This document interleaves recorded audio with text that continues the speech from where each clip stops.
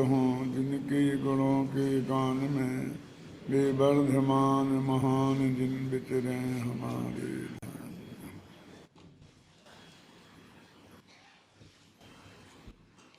समय सार कलश 106, 7, 8 इन तीन की चर्चा चल रही है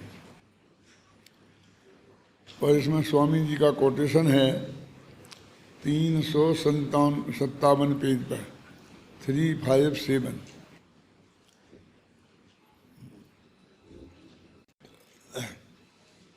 ऊपर से ही है लेकिन मैं नीचे की दो पंक्तियों से पढ़ना चाहता हूँ। ऊपर में वही बातें हैं जो अपन पहले व्याख्यानों में कह चुके हैं, इसलिए उसे छोड़ रहा हूँ, आप लोग पढ़ लेना। नीचे जो पंक्तियाँ हैं उसमें कलश टीका का अभिप्राय गुरुदेव श्री ने कोट किया होगा वहाँ, अपन ने गुरुदेव श्री को कोट किया, उस कोट में कोट होके आया है क्या।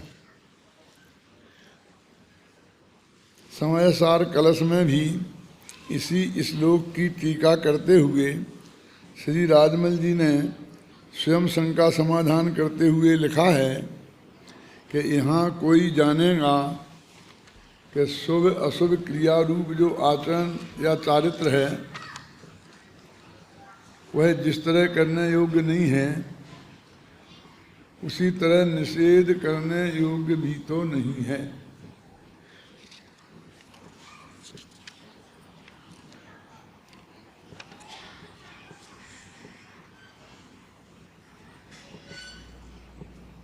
ये प्रश्न समझ में आया। इसमें दो बातें जोड़ी हैं कि शुभ और अशुभ, ये क्रिया और चारित्र, माने ये शुभ भाव रूप जो व्यवहार चारित्र है उसकी बात नहीं है।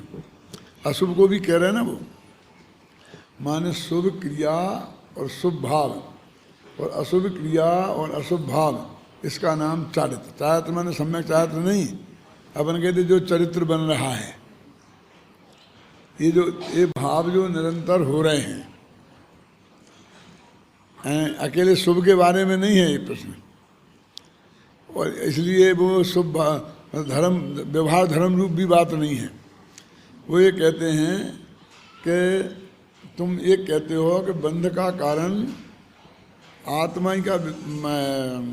आत्मा का आश्रय नहीं करना है और धर्म का अधर्म का कारण है, और धर्म का कारण आत्मा का आश्रय करना है, और आश्रय माने श्रद्धा ज्ञान चारित्र की तरफ से, और वो ज्ञान रूप ही होता है ना। इसमें बहुत विस्तार से अपन ने सामायिक शब्द से व्याख्या की ना, माने आत्मा का आत्मा के जानने रूप से परिणमन, उसको तुम धर्म कह रहे हो, कर्म बंध के अभाव का कारण कह रहे हो। और वो शुभ भाव रूप जो क्रिया और शुभ भाव रूप भाव, इनको तुम धर्म होने का निषेध कर रहे हो। उसने बहुत गहराई से बात पकड़ी है। वो कहते क्यों निषेध कर रहे हो? क्योंकि तुम कहते हो ये भावांत द्रव्यांतर स्वभाव हैं, ये जीव की क्रिया नहीं है। और जो पहला शब्द है ना, कौन सा है वो, स्वभाव रूप परिणमन, उसके लिए शब्द है एक द्रव्य स्वभाव। ये एक द्रव्य स्वभाव रूप नहीं है। तो जैसे जो क्रिया से बंध नहीं है, मोक्ष नहीं है, तो ये क्रिया तुम कहते हो कि इसलिए कि ये करने योग्य नहीं है, माने इससे धर्म नहीं होगा। सीधी सच्ची बात ये है। तो शिष्य मानो क्या कहता है कि फिर निषेध करने योग्य भी तो नहीं है,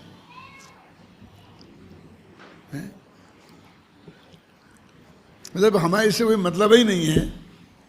जैसे सुनो, अभी जरा प्रश्न समझना पहले, कि तुमने जो शुभ भाव किए अशुभ भाव किए और शुभ अशुभ क्रिया की, उससे हमें बंध नहीं होता।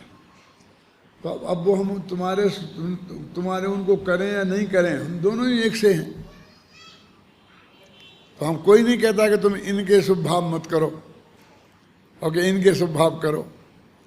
ऐसे हमारे शुभ भाव और शुभ क्रिया और अशुभ भाव और अशुभ क्रिया कोई बंध के कारण नहीं है। तो फिर ऐसा कहो कि हमें इनके बारे में मतलब हमें भी मत कहो। तो तुम तो यही कहते हो कि नहीं नहीं बिल्कुल करो, इससे कुछ नहीं होगा, ना धर्म होगा ना अधर्म होगा, ना पुण्य बनेगा ना पाप बनेगा, ऐसा कहते आ रहे अभी। इसमें प्रश्न है कि फिर ठीक है, फिर हम करें चाहे ना करें, तो तुम फिर निषेध क्यों करते हो? तुम करने का उपदेश मत दो, उससे कुछ नहीं होगा। जब उससे कुछ होता ही नहीं है तो निषेध तो इसलिए किया जाता है कि उससे कुछ हमारी गड़बड़ हो तो तुम निषेध भी क्यों करते हो? जैसे अभी और सरल करूं कि कोई एक कहे कि जो तुम टोडरमल स्मारक भवन में प्रवचन सुनने जाते हो उसे कुछ नहीं होने वाला है, तुम्हें कुछ फर्क नहीं आएगा, तो वो क्या गला पकड़ता है? तो कुछ नहीं होगा कि नहीं कुछ नहीं होगा, सचमुच कुछ नहीं होगा, कुछ नहीं होगा, तो फिर हम जाएंगे तो कुछ बुरा भी नहीं होगा, फिर आप रोकते काहे को? फिर जान दो ना। अब आया समझ में कुछ? माने तुम उसको करने से कुछ नहीं होगा ये कहते हो, तो जब कुछ होगा ही नहीं तो वहां जाने से खतरा क्या है? फायदा नहीं होगा ना, तो कुछ, लेकिन कुछ नहीं होगा ना, माने फायदा और नुकसान कुछ नहीं होगा, ऐसा अर्थ हुआ उसका। तो हमें जान दो ना खूब। तो फिर तुम हमें वहां जाने से रोकते क्यों हो? फिर पढ़ता हूं, देखना।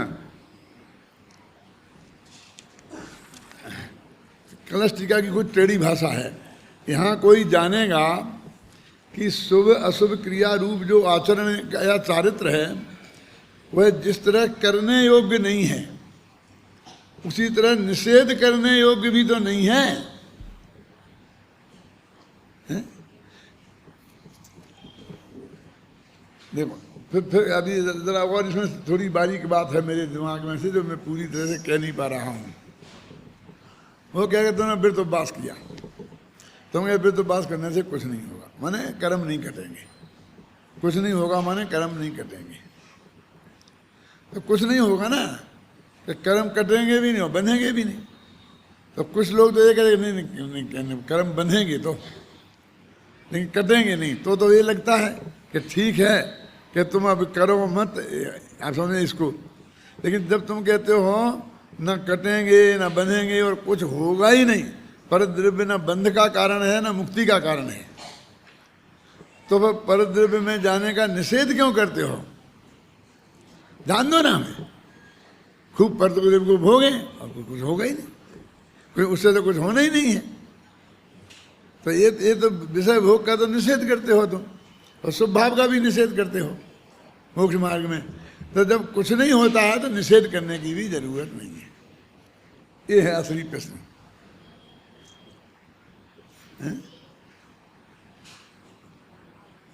क्योंकि अशुभ में तो वो मानता था कि अशुभ से पाप बंद होगा, इसलिए आप निषेध करते हो, ये तो ठीक हो गया।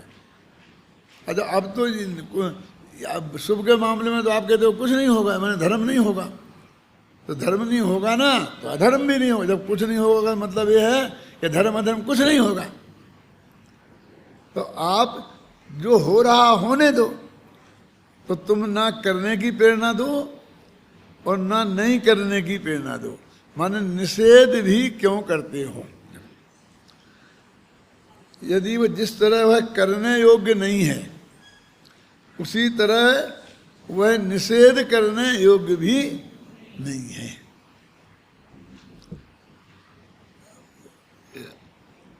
हम कहे पूजा से तुम्हें कुछ फायदा नहीं होने वाला है, तो आपको नहीं पुण्य तो बनता है कि हाँ पुण्य तो बनता है, तो हमको हो गया ना फायदा।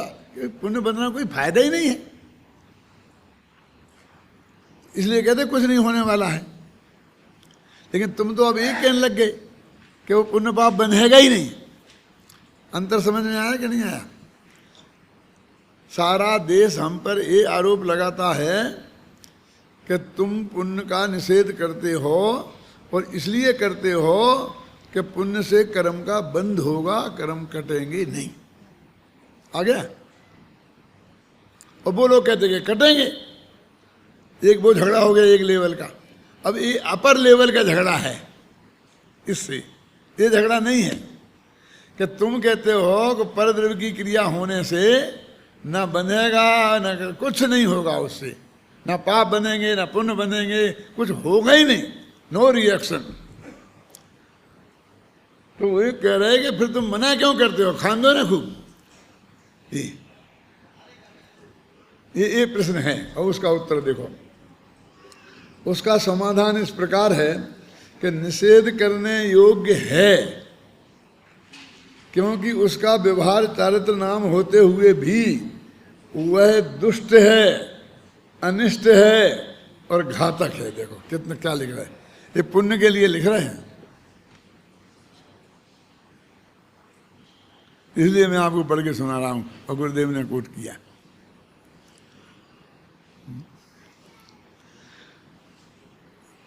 वो दुष्ट है, अनिष्ट है और घातक है।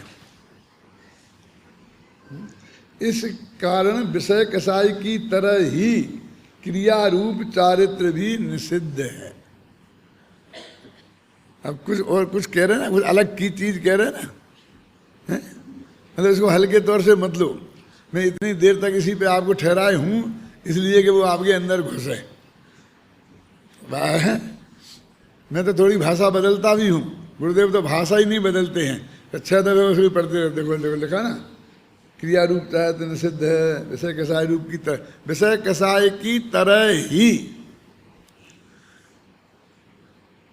ये इतना स्पष्ट लिखा है। कहीं कदाचित गुरुदेव श्री या कोई वक्ता आपको ऐसा निषेध करता हुआ दिखाई दे तो आपको लगे कि ये एकांत है, तो समझ लेना कि वो एकांत क्यों है, क्योंकि ये तो वो राजमल जी की जो लिखा है उसका अर्थ कर रहा है। अब आप राजमल जी को तो रखेंगे नहीं, और पंडित होमचंद ये कह रहे थे, और देखो हमने उनके प्रवचन में सुना है और ये वो उनका गलत है। तो राजमल जी की बात आए तो फिर पंडित होमचंद को गलत तुम नहीं कहोगे, वो तो उसका अर्थ कर रहे थे। तो राजमल जी भी पंडित ही है, तो फिर कोई आचार्य ने ऐसा कहा होगा, वो आएगा वाक्य, फिर आचार्य भी कह देंगे जिन्होंने भगवान ने कहा है। मैंने बात तो वही है ना। तो करो ऐसा टल्ला मत लगाओ। वो पंडित जी राजानंद जी कहते कि नहीं वो निषेध कर, अरे ये वो बात क्या है, श्रद्धा की लेवल पर है कि तुम श्रद्धा के लेवल पर किसी ना किसी रूप में मुक्ति के मार्ग में उसको उपाधि कोई किसी न किसी तुम्हारे हृदय के कोने में पड़ा है। और हमने पूरा पुण्य पाप अधिकारी इस काम के लिए लिख रहे कि वो तुम्हारे हृदय के हर कोने में से वो बात निकल जाए, वो कहीं नहीं आए। आपको ये लगता है कि हमने तो बहुत अपेक्षा लगा लगा के कही थी और फिर जो ऐसी जिद क्यों कर रहे हैं, फिर उस पर क्यों अड़े हैं? क्यों वो अपेक्षा लगाई, वो तो आपने शास्त्रीय भाषा बोली, हम उसका विरोध नहीं कर रहे हैं, लेकिन वो हमारे तुम्हारे हृदय के भीतर किसी कोने में वो जो छिपा हुआ है उसके प्रति उपादेय बुद्धि और मुक्ति के मार्ग का कारण बने की बुद्धि, उसका निषेध कर रहे हैं। यदि वो बुद्धि तुम्हारी निकल जाए और तुम यदि यही कहने लगोगे तो ही हम ये कहेंगे कि नहीं नहीं इसमें तो क्या है, व्यवहार से तो है ही, वो होता ही है, करना चाहिए कहें तो भी कोई दिक्कत नहीं है। और वो विषय कसाय में प्रवृत्ति करता है उसे तो अच्छा ही है, विषय कसाय में प्रवृत्ति नहीं करे। आप ही को हम ये समझाएंगे, लेकिन जब तक वो अंदर का चोर नहीं निकला है तब तक। क्यों कि वो पक्ष, वही पक्ष तो पड़ा है, उसको ही हम मुख्य कर दें, उसको वो अपेक्षा तो बताने की यहाँ जरूरत ही नहीं है। उस अपेक्षा की वजह से तो तुम्हारे अज्ञान की सुरक्षा हो रही है। क्या देखो अब कहते हैं, इसका अर्थ मैंने बता दिया, मैं समझता हूँ। अब कहते हैं कि मोक्ष हेतु तिरोधायत्वात्, ये सब अब कांजी स्वामी का है, वो ऊपर खत्म हो गया वहां तक कनका कलश टीका का। मोक्ष हेतु तिरोधायत्वात् अर्थातु वृत्तादि रूप जितना शुभ कर्म है वह सब मोक्ष के कारण के विरुद्ध स्वभाव वाला है, इस कारण उस कर्म का निषेध किया गया है। विरुद्ध स्वभाव वाला है और तुम विरुद्ध स्वभाव वाले को रखना चाहते हो। कहे वो इतना सा राग की बात, इतना सा राग, वो राग तो भाई इतना नहीं, 96,000 पत्नियां की शादी करने का विकल्प हो उतना भी चलेगा। लेकिन राग में उपादेय बुद्धि इतनी भी नहीं चलेगी, समझ रहे हैं ना? एक रुई के ढेर में एक कणिका भी आग नहीं चलेगी, क्या समझ गए ना? क्योंकि पूरी रुई को भस्म करने के लिए वो पर्याप्त है, पूरी रुई को आग में बदल देगी। ऐसे ही एक मिथ्यात्व में ये मिथ्यात्व जरा भी उसमें उपादेय बुद्धि रूप मिथ्यात्व बना रहा तो वो कितना अनर्थकारी है, अभी तुम्हें उसकी कल्पना नहीं है। अपन तो ऐसे दया आने लगती है, बेचारे को थोड़ी को इतना तो बचे रहने दो। जैसे कोई कुत्ता हो बिल्ली हो, कहते मारी डालोगे क्या, कुछ भी नहीं दोगे खाने को। हमको राग पे भी दया आती है, क्यों? और उस दया में हम उसे धर्म मानना ऐसे हमने समझते उसकी दया पालन करी, क्या कि उसे इतना कहीं किसी कोने में किसी अपेक्षा धर्म कह दो तो वो हमारी, अब हम बेचारा जिंदा रह जाएगा, हैं? तो तुम्हें जिंदा रखना है राग को। अभी आचार्य ने आगे गाथाएं लिखी हैं, परमाणु मित्रयम पिए रागादीनाम विद्यते जस्से, परमाणु मात्र भी राग जिसके विद्यमान है वो सब्बागम धरो भी सर्वागम का धारक होए तो अभी उसे मोक्ष नहीं होगा। अब सब्बागम का धारी के स्वधर्म इंद्र भी सर्वागम का धारी होता है, जानते हैं? वो भी श्रुत केवली होता है, द्वादशांग का पाठी होता है।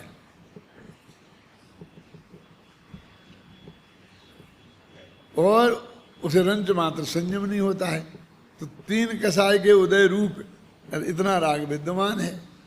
अब देखिए राग तो इतना विद्यमान है और वो कहते सब्बागम का धारी हो और परमाणु मात्र भी राग हो तो उसे मोक्ष नहीं होगा। तो भैया सब्बागम का जो धारी होता है उसे वो श्रद्धा में परमाणु मात्र राग होता ही नहीं है। फैक्ट तो ये है। तो ये ने ऐसी क्यों लिखी? अरे ये तो तुम्हें कल्पना कराई। कैसी कल्पना कराई? सक्को जम्बू दीपम। ये सक्को जम्बू दीपम क्या है कि इंद्र में कितनी ताकत है कि वो जम्बू द्वीप को ऐसा रखकर ऐसा पलट दी। अकेले सुमेर पर्वत को नहीं, पूरे जम्बू द्वीप को उलट से सक्को जम्बू दीपम, जम्बू द्वीप को पलटने की ताकत शक्र में इंद्र में है। तो कोई ने कहा कि कोई ताकत ही है कहने की कि कभी पलटा भी है एकाध इंद्र ने। तो आज तक अनंत काल से आज तक कोई ऐसा उदाहरण नहीं है और अनंत काल तक होगा भी नहीं कि कोई इंद्र जम्बू द्वीप को पलटे। तो कोई कल्पना लोग में उड़ने से क्या फायदा? ऐसा लिखने से क्या फायदा? कि भाई हम तो इंद्र के अंदर की शक्ति का नाप का बता रहे, तुम्हें उसका अंदाजा लगवा रहे, उसकी ताकत का तुमको अंदाजा लगवा रहे हैं हम। ऐसा होने की बात नहीं है। अब ऐसी है और कभी गुस्सा आ जाए तो पलटा ही देना। तो कहते हैं भगवान गंजे को नाखून नहीं देता, जो कहावत है ना लोक में, गंजे को नाखून नहीं देता है। समझ में आया ना कि नाखून आए बड़े बड़े और गंजा सिर हो और उधर खुजली हो जाए तो वो खुजाए बिना रहेगा नहीं, तो खून खच्चर हो जाएगा। तो कहते हैं जिसकी इतनी कसाय तीव्र होती है कि वो उसको पलटने का भाव आ जाए, तो ऐसे आदमी को इतनी शक्ति होती ही नहीं है। इसका मतलब गंजे को नाखून नहीं देता, मतलब समझ में आई ना? माने वो कसाय उसकी इतनी मंद होती है कि उसे कभी भाव आएगा ही नहीं, और भाव नहीं आएगा तो पलटेगा भी नहीं। तो वे काय को कहा जो होगा ही नहीं कभी, काय को कहा? तो उन्होंने कहा कि हम शक्ति का ज्ञान कराने के लिए कहा, बस खत्म। ऐसे ऐसे कथन जनवाणी में सैकड़ों हैं और कईयों को तो मुझे भोगना पड़ा है बुरी तरह। मैं बताऊंगा, अभी चिंता नहीं करना। ये सक्को जम्बूद्वीपम है ना, कि वो जम्बूद्वीप को पलट सकता है, ये जो कभी कभी नहीं होगा। ऐसे ही परमार्थ प्रकाश में ऐसा लिखा है कि केवल ज्ञान में इतनी ताकत है कि ये लोकालोक है ना, वो उसको जानता है। ऐसे अनंत लोक होते तो उन्हें जान लेता, ये बताया। ऐसा लिखा है परमार्थ प्रकाश में। और उदाहरण क्या दिया? बेल का, कि बेल पेड़ के सहारे ऊपर चढ़ती है, तो जितना पेड़ होता है उतना चढ़ जाती है, और पेड़ नहीं है खत्म तो ऊपर नहीं जा सकती वो। तो वो कहते हैं कि यदि पेड़ इससे दूना ऊंचा होता तो वो बेल उससे दूनी चढ़ जाती है। ये उसमें लिखा है। इसी सभा में, इसी हॉल में मैं एक बात समझा रहा था, क्या कि ये वो ऐसा ही है जी। वास्तव में केवल ज्ञान में अनंत लोक को जाने ऐसी ताकत नहीं है। तो ये लिखा है ना कि है, वो तो तुम्हें अंदाजा कराने के लिए ऐसा उदाहरण दिया है। तो यहाँ एक राजमल करके मुक्षु भाई थे कुचामन के, और वो सोनगढ़ बहुत 6-6 महीना रहते थे, और गुरुदेव के भी मुँह लगे हुए थे। ख्याल में आई ना? वो मेरा प्रवचन सुन रहे थे, तो उन्होंने सब विरोध किया, कहीं नहीं आप गलत बोल रहे हैं, परमार्थ प्रकाश में लिखा है, ये लिखा है, वो लिखा है। मैंने कहा भाई परमार्थ प्रकाश हमने पढ़ा है, और हमने उसे उदाहरण दे के ये बात हम कह रहे हैं। वो चुप हो गए। फिर वहाँ से वे सोनगढ़ गए। सोनगढ़ गए तो वहाँ जाके उन्होंने कह दिया, वहाँ सारी सभा में कह दिया, गुरुदेव से कह दिया कि डॉक्टर हुकुमचंद भारत जी नहीं मानते, और जबकि ये परमार्थ प्रकाश में लिखा है। गुरुदेव जी ने कहा 15 दिन बाद वो आने वाले हैं, तब बात करेंगे, जब तक चुप रहेगा, कोई कुछ नहीं बोलेगा, जब तक चुप रहेगा। ऐसे कई केस हुए मेरे साथ, बड़ी अदालत, बड़ी सुप्रीम कोर्ट में कई दफे आया हूँ। अब क्या करें, सुप्रीम कोर्ट ही खत्म हो गया। गया मैं 15 दिन बाद, और गुरुदेव सिंह ने मेरे को पूछा कि ये क्या बात थी। मैंने कहा ये बात थी कि ये तो उसकी शक्ति का आपको समझ में नहीं आता। तो आपने कहा इतनी शक्ति, तो मैंने कहा शक्ति है ही नहीं। क्यों नहीं है? कि इसका तो अर्थ ये हो गया कि अनंत लोक नहीं है, इसलिए केवल ज्ञान को अपनी शक्ति दिखाने का मौका नहीं मिला। तो वो केवल ज्ञान अभी जो उनकी पर्याय है वो पूर्ण विकसित पर्याय नहीं है, समझ नहीं ना? क्योंकि उसे पूर्ण विकसित पर्याय रहे ही नहीं। पूर्ण विकसित तो अल्प विकसित, तो एक केवल ज्ञान तो पूर्ण विकसित पर्याय है, तो पूरी विकसित हो ही गई। तो जितना लोग है उतना जाना, और बाकी ये जाना कि नहीं है। तो वो अनंत लोग होते तो, अब ये कल्पना ही है ना। वास्तव में तो प्रवचन सार में कितना साफ लिखा है भाई जी, कि वो लिखा ना, अम्मा अप्पा शब्द गयो, जितने ज्ञान है उतना गेय है, जितना गेय है उतना ज्ञान है। कदाणम अप्पा गेयम क्या आदाणान पमानम राणमणेय पमाणे मो दिठम णेयम लोया लोयम तम महा अप्पाहुसाब्द गयम। मैंने गुरुदेव को एक गाथा सुनाई कि आत्मा तो ज्ञान प्रमाण है, और ज्ञान कितना है? गेय प्रमाण है, और गेय कितना है? लोकालोक, बस खत्म। तो उतना ही हुआ आत्मा, उतना ही केवल ज्ञान हुआ। तो फैक्ट तो यही है कि वो ज्ञान की पूर्ण विकसित पर्याय है। ये होता तो ऐसे कथन आगम में भी बहुत आते हैं, लेकिन वे सिर्फ महिमा वाचक कथन हैं, वो फैक्ट को बताने वाले कथन नहीं हैं। हमारी एक आदत पड़ गई है ये बताने के लिए। बहुत से लोग मेरे से कहते हैं यदि आप राजनीति में होते तो, यदि आप फलाने में होते तो, कि होते तो क्या? वो कैसे होते जो हैं वो ही होते ना। ये तो अनंत काल पहले हम केवल ज्ञान में, अनंत केवलियों के केवल ज्ञान में झलक गया था। क्यों? कि हम क्या होंगे। यदि ये कल्पना ही करना है कि ये नहीं होते और होते तो तो नरक में जाते। ये क्यों नहीं समझ में आता है? आप समझे ना, है क्या नहीं है? क्योंकि नरक में नहीं जाना था, चले होते कैसे? आपको ऐसा लगता है कि हमने बहुत बड़ा फील्ड वो छोड़ दिया है और हम कहाँ फंस गए। बहुत से लोग तो ये भी कहते हैं कहाँ फंस गए। बहुत पुरानी बात है, मैं अशोक नगर में रहता था मैं जब, तो वहाँ पर वहाँ श्वेतांबरों के घर 3-4 थे और दिगंबरों के तो 1000 घर थे। तो श्वेतांबर लोग दिगंबरों में ही आते रहते थे। तो एक चौथमल जी करके थे और उनके लड़के थे कोचेटा, तो वो मेरे साथ पढ़ाते थे कॉलेज में, स्कूल में। वो हिंदी के प्रोफेसर थे, मैं भी हिंदी पढ़ाता था, संस्कृत पढ़ाता था।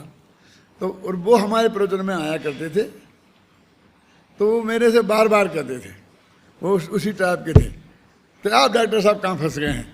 कभी वहाँ भी झगड़ा टंटा तो होते ही थे ना, हैं? और बुंदेलखंड तो इस बात के लिए प्रसिद्ध है, हैं? बहुत होते थे कि तुम इन बनियों के बीच में फंस गए हो। अरे तुम जरा, तुम्हारा बड़ा क्षेत्र होता तो ऐसा हो जाता, ऐसा हो जाता, ये कर दो, खोल दो इसे, इस बारे को तोड़ दो और आ जाओ, देखो कैसे ये सारा अशोकनगर तुम्हारे ऊपर नहीं झूमता है और इतने लोग इकट्ठे नहीं होते थे। तो मैं कहते क्या कह रहे हैं आप? मैं लोग ज़्यादा इकट्ठे हो जाएं इसके लिए जो मुझे परम सत्य प्राप्त हुआ है उसे छोड़ दूं?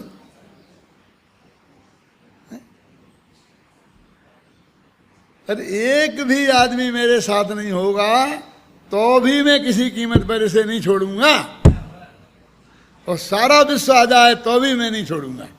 एक दफा तो मैंने सुना आपको, मैं एक वकील बनते बनते कैसे बचा हूं, सुना था? तुझे सुना कहीं नहीं सुना है? क्योंकि लोग मेरे से उस वक्त जब मैं वहाँ पर पढ़ाता था तो ये कहते थे, प्रवचन करता था कि तुम यदि वकील होते तो बहुत टॉप के होते। तो उनकी सुनते सुनते मेरे पर धीरे धीरे कुछ असर हो गया। सच्ची घटना, असर तो होता है ना, कई दफ़े हुआ ऐसा, एक दफ़े नहीं, असर हो गया। तो मैं तो तब शास्त्री था, फिर मैंने मैट्रिक किया, फिर इंटर किया, फिर बीए किया। अब मैं एलएलबी करना चाहता था, हैं? तो उस गांव में तो एलएलबी की क्लास नहीं थी, तो उसके पास में 1 घंटा दूर गुना नाम का गांव है, तो वहाँ पर एलएलबी की क्लासें चलती थी। तो मैं वहाँ भर्ती होने गया, मैं 1-2 साल से गवर्नमेंट से छुट्टी लेकर और एलएलबी करूँगा। तो वहाँ से 1 घंटा ट्रेन का रास्ता था, 1 घंटे का, और 2 स्टेशन बीच में पड़ते थे, 20-20 मिनट में आते थे, एक पगारा, एक साड़ौरा और फिर गुना। तो वहाँ पर मैं बैठा था, डब्बे में बैठा, और 2 छतरी बड़ी बड़ी मूछ वाले आपस में आकर के बैठे और बहुत गर्मा गर्म चर्चा कर रहे थे। मैं साले को जान से ना मार दूँ तो मेरा नाम फलाने सिंह, मलखान सिंह नहीं, और मैं ऐसा नहीं कर दूँ तो मैं ऐसा कर दूँ, मैं ऐसा ना कर दूँ। वो बहुत ज़ोर ज़ोर से चिल्ला चिल्ला के बोल रहा था। तो दूसरा बोला कि ऐसा मत करना, नहीं मेरी ज़िंदगी भर जेल में सड़ेगा, फांसी पे चढ़ेगा। वो उसे समझा रहा था कि ऐसा मत करना, मतलब मैं किसी की परवाह नहीं करता। मैं हत्या करने के पहले नाम लेके बताता हुआ कि पूरनचंद वकील को वकील कर लूँगा। पूरनचंद वकील मेरे मित्र ही थे और वो वहाँ रिश्तेदार भी थे। वो वहाँ में फौजदारी केस के बहुत अच्छे वकील माने जाते थे। ये है ना तुम्हारी आशा, आशा है ना शांति जी की मिसेज। तो इसके नाना के कुछ उसके थे ऐसे जमाई, नाना के जमाई थे वो, रिश्तेदार में भी थे। तो वो ऐसा कह रहा था, मैं पहले जाके उसे वकील करता हूँ क्योंकि सामने वाले उसे वकील ना कर लें, और फिर हत्या करता हूँ। तो मेरे तो पैरों के नीचे जमीन खिसक गई। उनकी अच्छी वकालत देख देख के मेरे मन में पानी आता था कि अब भविष्य में लोग ये कहेंगे क्या कि मैं किसी की हत्या करने से नहीं डरता हूं, मैं पहले जाके हुकुमचंद को वकील करूंगा। तो ये तो हत्यारों को अभयदान हो गया क्या है? यानी मैं अमृतचंद्र और कुंद कुंद की वाणी छोड़कर कहाँ जा रहा हूं, ये जहर पीने जा रहा हूं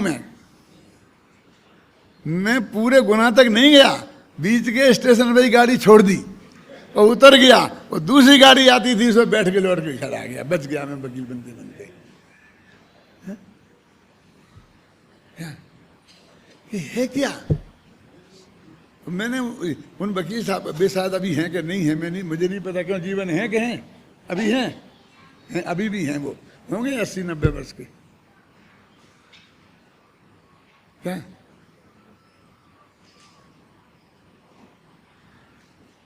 ये है, काम क्या है?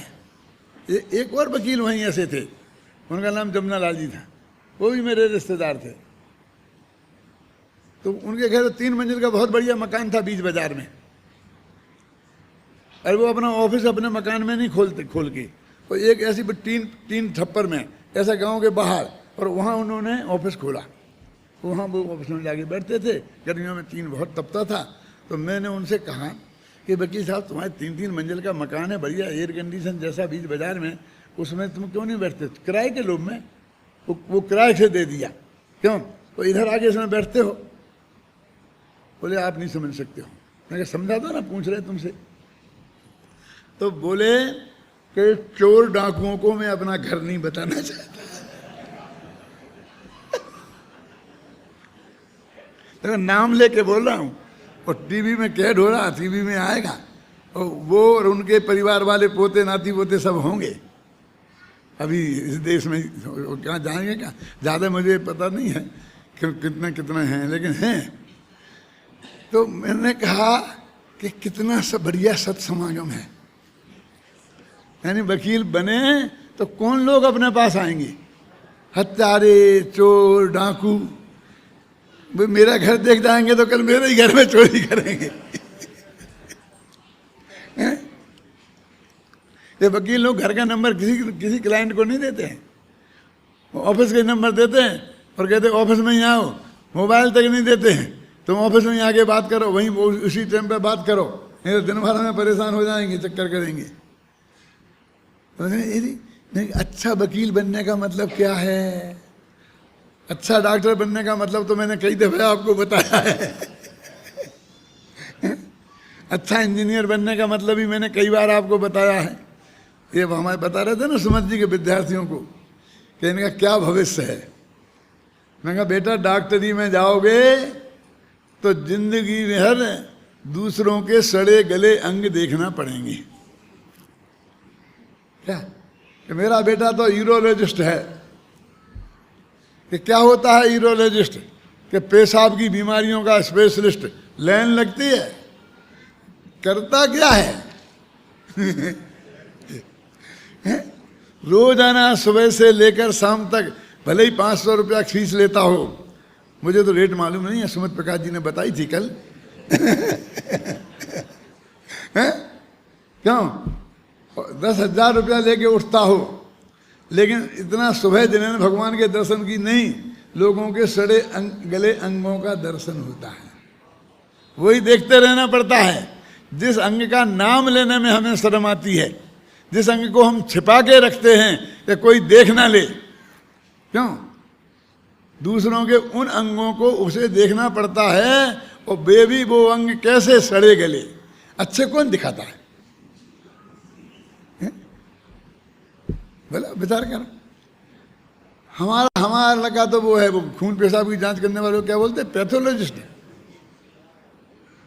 हजारों लोगों की आते हैं, सब जांचें होती हैं लेटरिन की, तो क्या करता है सुबह से लेकर के दूसरे की गंदी लेटरिन को क्यों, कौन कीटाणु कितने हैं, वो देखते देखते गिनता रहता है। बोलो भगवान आत्मा को छोड़कर क्यों पंडित, ऐसा डॉक्टर बनना है? क्या कैरियर है, क्या कैरियर है? डॉक्टरों का कैरियर ये है, वकीलों का कैरियर ये है, इंजीनियरों का कैरियर ये है, आजीवन का जंगलवास वनवास। रामचंद्र को तो कितना 12 के 14 वर्ष का ही मिला था, है ना। 17,000 वर्ष की उम्र में कुल 14 वर्ष कितने से होते हैं? 5 मिनट जैसे। अब उनको जंगल में 5 मिनट रहना पड़ा है तो क्या फर्क पड़ता है? 17,000 वर्ष में शांतिलाल जी 14 वर्ष कितने से होते हैं? लेकिन इंजीनियरों का तो आजीवन वनवास है। क्यों? वे बड़े बड़े बांध बनाएंगे। बांध कहाँ बनते हैं? शहर में कि जंगल में? वो जंगल में जाकर के रहना पड़ेगा। जब बांध बन जाएगा तो वहाँ बहुत बढ़िया नगर बस जाएगा, और इंजीनियर साहब का तबादला हो जाएगा कि दूसरी जगह बांध बनाने जाओ, उन्हें फिर जंगल में ही रहना पड़ेगा। वहाँ क्या करेंगे फिर? वहाँ के बन गया बस बांध। अब उनका क्या काम है बोलो, है क्या नहीं? ये भाई से, और ये जो इसका क्या भविष्य है? अलौकिक दृष्टि से तो मोक्ष भविष्य है ही, अलौकिक दृष्टि से भी हजारों लोग नीचे बैठे होंगे और हम ऊपर कुर्सी पे बैठे होंगे। और सेठिया आके यहाँ बैठना चाहे ना तो 5 मिनट के 5 लाख से कम नहीं लगते हैं। क्यों? और हम घंटों मुफ्त में बैठे रहते हैं। बोलो क्या लौकिक दृष्टि से कि भविष्य क्या खराब है? सब हाथ जोड़ के सुनेंगे, और नहीं जोड़ के हाथ सुनेंगे तो उन्हीं को कुछ पल्ले नहीं पड़ेगा। हम क्या करें? हमारा आपका क्या बिगड़ता है? विद्या तो विनय से ही आती है ना, विनय पूर्वक ही सुनना पड़ेगा कि नहीं सुनना पड़ेगा? तो लौकिक दृष्टि से भी कौन सा ये खराब काम है? इतना बढ़िया काम है। काम अकेले पैसों से ही थोड़ी सुना जाता है, और पैसों भी इसमें कोई कम नहीं है। मैं उसमें लुभाना नहीं चाहता तुम्हें, क्या? लेकिन फिर भी हमारे कई विद्यार्थियों को 1-1 लाख रुपए महीना मिल रहा है, और मुझे उनकी नहीं कह रहा हूँ कि जो वे बन गए हैं कौन कंप्यूटर इंजीनियर के क्या क्या बोलते हैं तुम बोलो, क्या MBA और चार्टर्ड अकाउंटेंट, उनकी नहीं कह रहा हूँ मैं। उनकी तो मैं देखता ही नहीं उनकी तरफ तो। लेकिन जो पढ़ाते हैं, जैन दर्शन पढ़ाते हैं, प्रवचनसार पढ़ाते हैं यूनिवर्सिटी में, तो हमारे श्रेयांश जी हैं, ये पीयूष के बहनोई, यहीं पर लाख रुपये महीना मिलता है, एक प्रवचनसार पढ़ाते हैं। वीर सागर है, अनेकांत है, प्रदीप है, क्या ना, सुदीप हैं, कई हैं।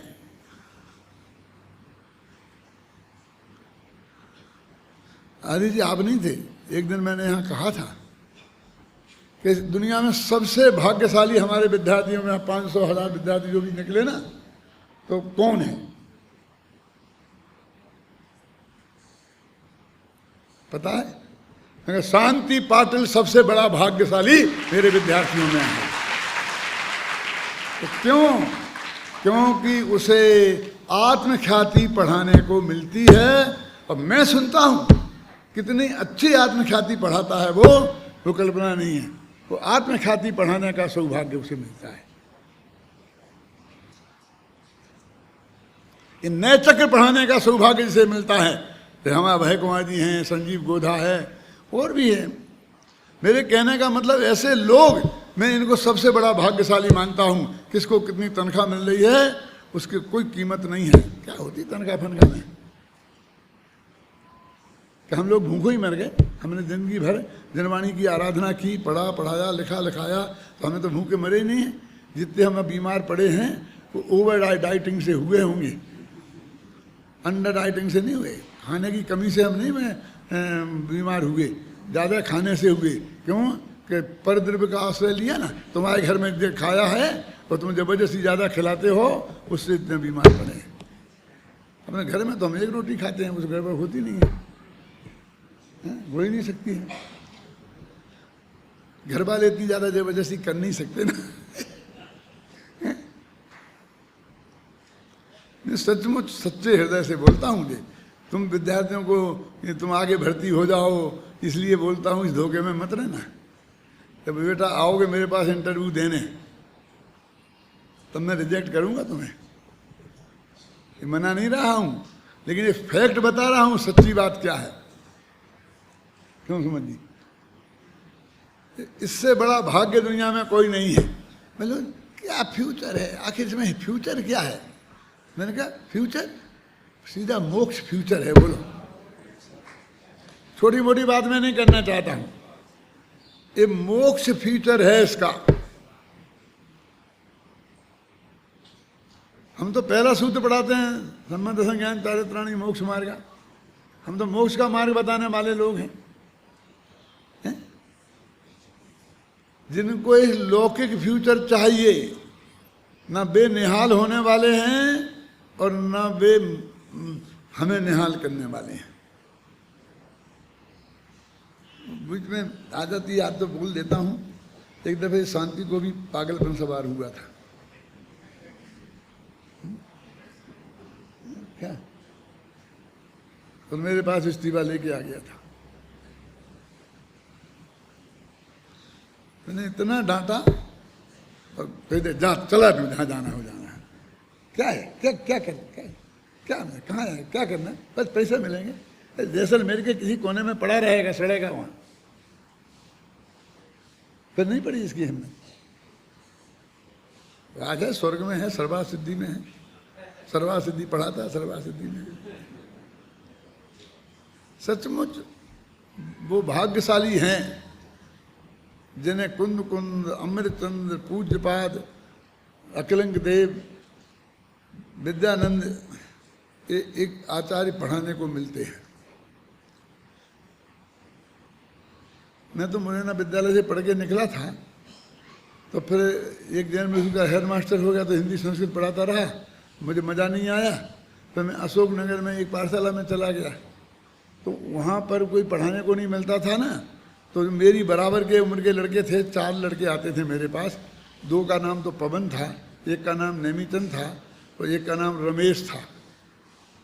अभी वो हैं सब अलग अलग, कोई रिटायर्ड हो गए हैं, बड़े बड़े इंजीनियर का पोस्ट हो गए। तो मैं उन्हें बालबोध पाठमालाओं के साथ में न्याय दीपिका और परीक्षा मुक्त पढ़ाता था, लघु सिद्धांत कौमुदी पढ़ाता था। वो क्या पढ़ते हो, तो अभी मैं पढ़ाता था उन्हें। अभी वो सब जिंदा हैं। रमेश तो इंजीनियर है, वो जायसवाल था। अभी यहाँ सब उसके रिश्तेदार बैठे होंगे, है ना। वो पंडित कैलाश चंद जी आते हैं ना, है ना, जो बेंगलोर में रहते हैं, वो उनका साला। 2 पवन थे, एक पवन तो बैंक का ऑफिसर बन गया था। वो सब हैं तुम्हारे अशोक नगर गुना में मिस्टर, क्या दुलीचंद नाम है, क्या है ना। मेरे कहने का मतलब ये है कि भैया ये चीज़ें पढ़ने को कौन मिलता है। वो विद्यार्थी हम पे उपकार करते हैं कि जो हम इतनी तुम तत्व की गहरी बात हम तुम्हें सुनाते हैं, तो हमको जो ऐसे श्रोता मिलते हैं अच्छे, तो बहुत आनंद आता है अंदर से, समझे ना। बहुत वहाँ जाके हम मरे मरे बैठे रहते हैं और गद्दी पे आते हैं तो न मालूम कहाँ से ताकत आ जाती है, और गद्दी से उठ के जाते हैं तो फिर पस्त पड़ जाते हैं। किसी से बात करने की इच्छा नहीं होती 1 मिनट। कितना अमृत है ये पान, इससे बढ़िया ये होते हैं? अरे वो तो होने का तो सवाल ही नहीं था, लेकिन अभी भी ये मन में ललचाना, इतनी बढ़िया निधि पा करके, क्यों? यदि नहीं मिली वे पछताएं तो पछताएं, लेकिन जिनको ये निधि मिल गई है वे भी पछताएं। उनसे अभागे इस दुनिया में कोई नहीं है। मेरी बहुत पक्की सच्ची श्रद्धा है, मैं कोई आर्टिफिशियल नहीं कह रहा हूँ। मैंने तो अपने बच्चों को सबको बोला। बच्चे तो उस वक्त महाविद्यालय था नहीं, इसलिए नहीं पढ़ पाए, लेकिन सारी तीसरी पीढ़ी के बच्चे, उनको ही मैंने कहा कि तुम आगे शास्त्री करो, फिर दुनिया का जो भी करना है करो। आगे आया और उनको अपने घर में रखा, और जितनी बेटों की सेवा नहीं की थी उससे बढ़िया उसने रखा। अन्ना जी को भी कहा कि अन्ना जी इन्हें ज़्यादा परेशान नहीं करना, नहीं ये भाग जाएगा तो ये मैं शास्त्री नहीं बना पाऊंगा ऐसे। अब आप लोग सोच नहीं सकते हो, मैंने किसी के लिए नहीं कहा हुआ किसी से, लेकिन ज़्यादा ये भाग ना जाए इस डर के मारे मैंने अन्ना जी को भी रोका कि नहीं आता तो मत आने दो, ये थोड़ा छोड़ दो, लेकिन इसे भागने मत देना। पढ़ा फिर जाओ जहाँ जाना हो, लेकिन पहले ये पढ़ो, ख्याल में आया ना। और नहीं पढ़ो उनको ही रखा। ऐसे भी मेरे पास आए कि यहाँ पर मेडिकल कॉलेज में भर्ती हो जाए और वो तुम्हारे घर रह जाए। मैंने कहा देखो मिस्टर, मैंने फैमिली प्लानिंग तुम्हारे बच्चे पालने के लिए नहीं की लिया है। मेरे बच्चे भी बहुत पैदा हो सकते, 4 तो हैं ही, और 8-10 हो सकते थे। मेरी माँ के हुए थे तो क्यों नहीं हो जाते। लेकिन इसके लिए ऐसा बोला है मैंने, ये शब्द बोले हैं कि वो लौकिक पढ़ाई के लिए मेरे घर में किसी को घुसने की इजाज़त नहीं है, और धर्म पढ़ना हो तो मेरे घर में आ जाओ, कोई भी उससे घर पढ़ाऊँगा मैं। देखो यानी मेरे ये रोम रोम से मेरे ये रोम बात बसी है। मैं ये कहता हूँ, मैं ये बात किसी से उसके लिए नहीं कहता हूँ, ख्याल में आई ना, इसके लिए और इसी के लिए मैं सारे विद्यार्थी जितने, इस साल मैंने तो घोषणा कर दी है कि एक योग्य लड़के को मैं वापस नहीं भेजूंगा, लेकिन एक अयोग्य को घुसने भी नहीं दूंगा। सिफारिश यहाँ नहीं चलती है किसी की भी। तुम सोच भी नहीं सकते हो भगवान महावीर भी आके मेरे सिफारिश करें तो मैं नहीं मानता हूँ। बहुत आती हैं, लेकिन योग्य होगा तो मैं किसी कीमत पर छोड़ूंगा नहीं। मुझे भर्ती करूंगा, 50 आएंगे, 60 आएंगे, 70 आएंगे। कॉलेज तो 40-45 से ज़्यादा लेने को तैयार नहीं है। तो हमने सोचा है कि दूसरे कॉलेज में करेंगे। वो नहीं होगा तो हमने ये भी प्लानिंग कर ली कि हम कॉलेज खोलेंगे नया।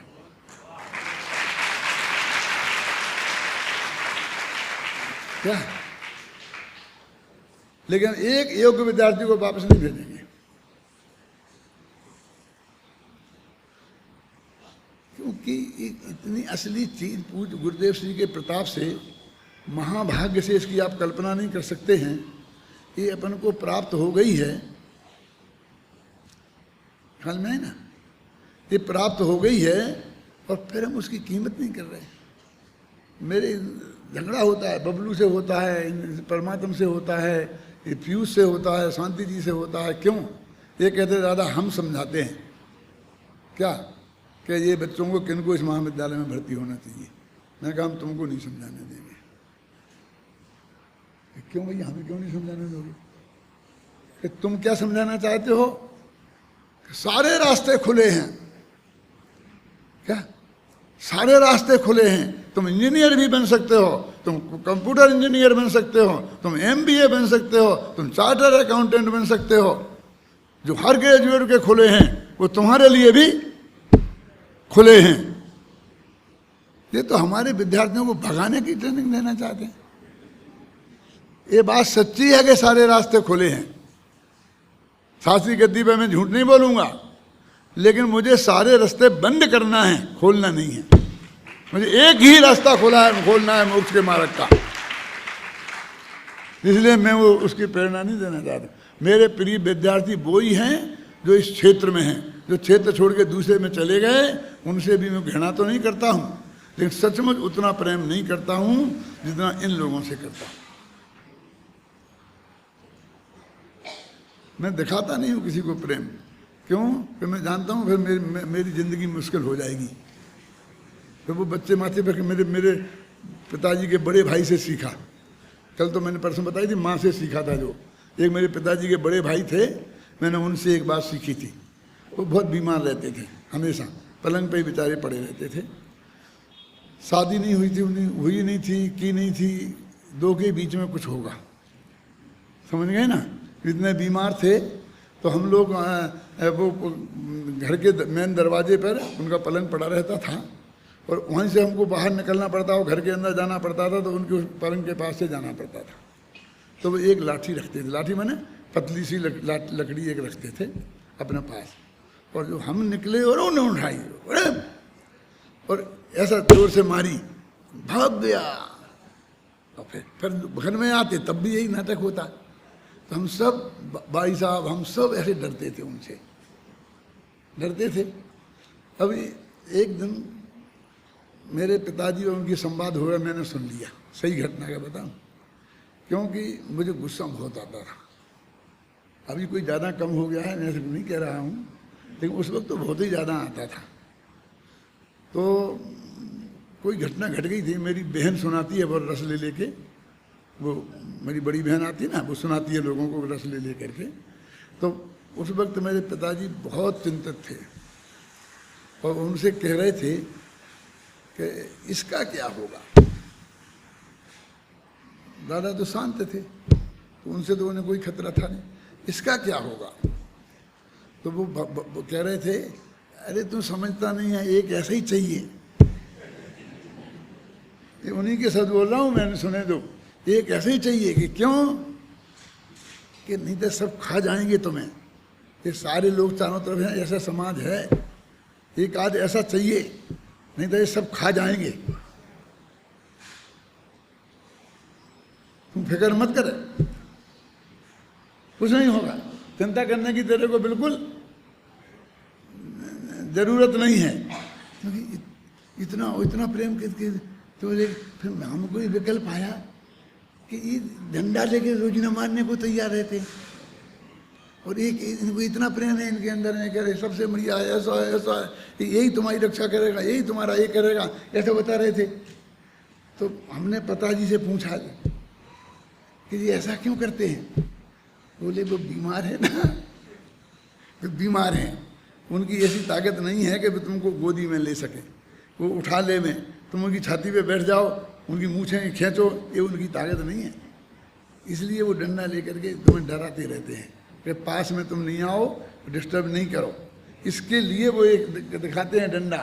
लेकिन हमको उनका प्रेम जब मालूम पड़ता था कि जब एक आध दिन हमारी मम्मी हमको एक आध चांटा मार दे और हम रोने लग जाएं, तो मम्मी को 3 घंटा उनकी डांट सुनना पड़ती थी, और उस दिन वो रोटी नहीं खाते थे कि तूने मारा क्यों। तो ये मैंने उनसे सीखा है कि कितना ही प्रेम हो, लेकिन माथे पर नहीं बैठने देना, दूर सामने से आंख मार के भाग के जाए, नहीं तो मैं यहाँ रह नहीं सकता हूँ 150 बंदरों के बीच में। शांति से मैं रहता हूँ, अपना काम करता हूँ, लिखता हूँ, पढ़ता हूँ, मुझे कोई डिस्टर्बेंस नहीं होता है, कहीं भी बैठा रहता हूँ, है ना। और मैं सब, लेकिन जितने केस मेरे पास आते हैं तो सब मैं कहता हूँ मत निकालो, मत निकालो, मत निकालो। ये सब अन्ना जी से लेके, बड़े दादा से लेके, शांति जी से, दादा आप समझते नहीं कितना नालायक है, हमें कितना परेशान करता है, ये करता है, ये करता है। अरे भाई उसे पूरा ये सब शास्त्री एक दफा अपने आ गया तो हो जाने दो ना, करो, उसके बाप को बुलाओ, कुछ करो, ये करो, करो, है ना। ये अंतिम कोशिश तक ये करता हूँ कि वो यहाँ रहे किसी भी तरीके से, और पढ़ के वो शास्त्री हो के वो संस्कार लेके जाए, लेकिन मेरे सिर पे बैठ ऐसा नहीं। मेरे कहने का मतलब ये कि वास्तव में चीज़ क्या है, असली चीज़ आप ये समझाओ। मैं बोलता हूँ ये समझाओगे, इंजीनियर बनाने का लोभ तो नहीं दोगे, धंधा पानी तो नहीं सिखाओगे, उसका लोभ तो नहीं दोगे, तो मैं तुमको देता हूँ, लो समझाओ। इस शर्त के साथ इनको थोड़ा बहुत समझाने देता हूँ। मुझे वो रास्ते सब खुले हैं, लेकिन रास्ते मुझे बताना नहीं है। मुझे तो ऐसे विद्यार्थी चाहिए कि जो यहाँ आकर और पूरा जीवन इसमें लगाएं, और मेरी तरफ से, वस्तु की स्वरूप की तरफ से गारंटी है कि वे भूखों नहीं मरेंगे, कोई तकलीफ होने उनके जीवन में नहीं होगी, सब तरह की अनुकूलता रहेगी, लेकिन करोड़पति नहीं बनेंगे, इतना भी नक्की समझ लेना। क्यों? अच्छी बात है। इसलिए ऐसे विकल्प आ गया मुझे, कभी बस आ गए हैं मेरे पास कम से कम 150 विद्यार्थी आ गए हैं, और कल परसों से उनके इंटरव्यू शुरू होंगे। हैं? शुरू हो गए। अभी हमारे कई लेवल से निकलेंगे वो पहले हमारे धर्मेंद्र हैं, वो हैं जो सोनू वगैरह हैं, उस लेवल से निकलेंगे, फिर वो शांति जी की वगैरह इनके लेवल से निकलेंगे, अन्ना जी देखेंगे, देखते देखते फिर लास्ट में हमारा नंबर आएगा, तब देखेंगे, तब उन्हें हम देखेंगे, भर्ती करेंगे। इसलिए बताना चाहता हूँ कि अब समझ लो कि तुम कहाँ भर्ती होना चाहते हो, क्यों आना चाहते हो, कहाँ आना चाहते हो, ये तुम सोच लो अच्छी तरीके से।